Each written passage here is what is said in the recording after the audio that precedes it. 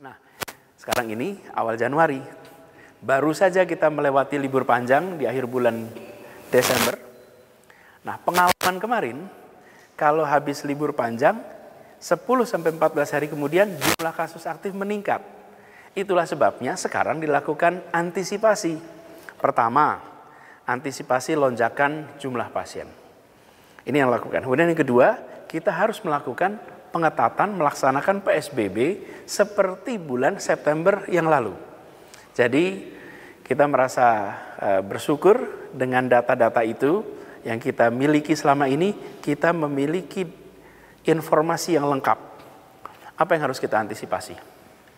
Nomor satu, kalau kasus aktif meningkat, maka data selama ini menunjukkan ada 40% yang OTG. 30% gejala ringan, 20% gejala sedang, 3% gejala berat, dan 2% kritis. Ini kurang lebih distribusi kasus aktif di Jakarta. Jadi 40 OTG, 30 gejala ringan, 20% gejala sedang, 3% berat, 1% kritis. Artinya apa? Bila sekarang mencapai angka 17.000, kita harus memikirkan, menyiapkan isolasi mandiri, menyiapkan perawatan di rumah sakit, dan itu bukan hanya ruangan, tapi ini kita berbicara tentang kapasitas tenaga medis. Jadi saya ingin tunjukkan di sini, sekalian, gambarannya. Ketika kondisi seperti sekarang, ini bisa terlihat yang kuning ini adalah kapasitas ICU, yang biru ini adalah pasien memerlukan perawatan. Saat ini jumlah pasien yang membutuhkan perawatan itu makin mendekati. Coba dilihat ini warna, saya tebalkan supaya terlihat. Kalau ini dibiarkan terus, maka yang membutuhkan akan naik ke atas, sementara kapasitas kita terbatas. Apa yang bisa terjadi? Yang terjadi kemudian adalah jumlah pasien yang membutuhkan perawatan lebih banyak daripada kapasitas ICU yang kita miliki. Ini ilustrasi. Itu sebabnya kita harus melakukan langkah pengetatan. Dan ini harus dilakukan untuk memastikan bahwa semua masyarakat itu bisa selamat. Kalaupun terpapar dan punya kondisi berat, itu bisa terawat dengan baik dan insya Allah kembali ke rumah. Tapi saya berikan gambaran sekarang nih. Pada saat kita memiliki 10.000 kasus positif COVID, 40%-nya itu 4.000. Kalau 17.000 menjadi 6.800. Sekarang kita lihat coba gejala berat. Gejala berat itu ada 3%. Artinya ketika kasusnya 10.000, ada 300 yang membutuhkan. Sekarang coba bayangkan ketika naik menjadi 17.000, ini kondisi kita hari ini, menjadi 510, lalu yang kritis, yang ketika kita jumlahnya 200 saat 10.000 kasus, sekarang menjadi 340.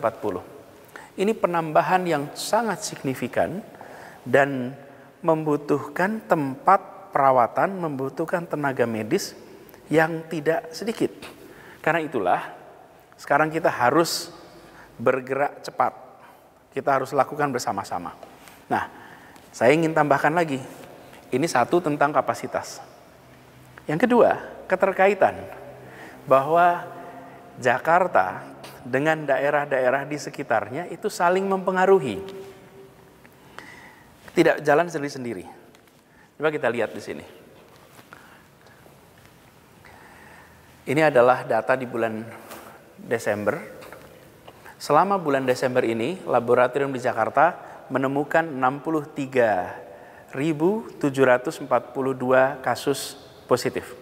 Dan dari 63.000 itu, 24% adalah warga Bodetabek. Maaf, 26%. Lalu 74% adalah warga Jakarta. Artinya kita sebenarnya merupakan satu kawasan yang sudah terintegrasi nih. Begitu juga dengan fasilitas kesehatan. Di bulan Desember ini adalah pekan pertama, pekan kedua, pekan ketiga. Dari jumlah pasien yang dirawat di Jakarta, itu 72% sampai 76% warga DKI, 17 sampai 18% adalah warga Bodetabek, dan ada 7 sampai 10% yang warga luar Jabodetabek. Jadi dari luar Jabodetabek pun datang ke Jakarta untuk perawatan. Ini menunjukkan bahwa untuk kita bisa mengendalikan pergerakan penularan COVID ini harus ada aktivitas pengendalian bersama. Jakarta punya keterkaitan dengan wilayah di sekitarnya. Dan saya yakin di kawasan tetangga kita pun ada sebagian yang dirawat adalah warga Jakarta. Oleh karena itu, kami mendukung sekali keputusan pemerintah pusat untuk melakukan pengetatan, untuk melakukan pengendalian secara integral di wilayah Jabodetabek dan juga wilayah-wilayah lain di Jawa dan Bali. Karena kita bisa melakukan pengawasan, pembatasan secara simetris bersama-sama. Jadi kalau kita hanya membatasi wilayah tertentu saja, sebagian yang lain tetap berkegiatan, maka ikhtiar memutus mata rantai itu tidak akan optimal. Jadi kami betul-betul sangat mendukung dan kita berharap kita berdua, masyarakat dan pemerintah kerja sama-sama untuk memastikan bahwa ini bisa efektif. Lalu pertanyaan berikutnya, apa yang akan dibatasi? Bapak Ibu sekalian, di periode 11 sampai 25 Januari, dan ini bisa diperpanjang. Pertama adalah tempat kerja. Prinsip utamanya. Tempat kerja akan melakukan pembatasan 75% itu bekerja di rumah. Lalu yang kedua, belajar mengajar dilakukan secara jarak jauh. Yang ketiga, sektor-sektor esensial ini bisa berjalan 100%. Sektor esensial ini seperti sektor kesehatan, sektor pangan, sektor energi, sektor keuangan, perbankan, itu semua adalah sektor esensial. Kemudian pusat perbelanjaan itu dilanjutkan untuk bisa berkegiatan tapi hanya sampai pukul 19.00. Kemudian juga aktivitas rumah makan, restoran, dan lain-lain kapasitasnya menjadi 25%. Dan beroperasi sampai jam 19. Adapun untuk pemesanan atau pengambilan itu bisa beroperasi 24 jam sesuai jam operasional. Lalu tempat ibadah dibatasi 50% seperti sekarang ini. Fasilitas umum dan kegiatan sosial budaya sementara akan dihentikan. Jadi fasilitas umum di Jakarta akan dihentikan, ditutup.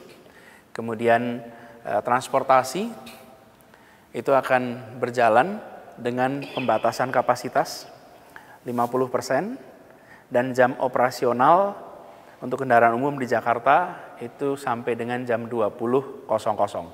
Sehingga kantor yang dan kegiatan-kegiatan tutup jam 7, transportasi umumnya sampai jam 20.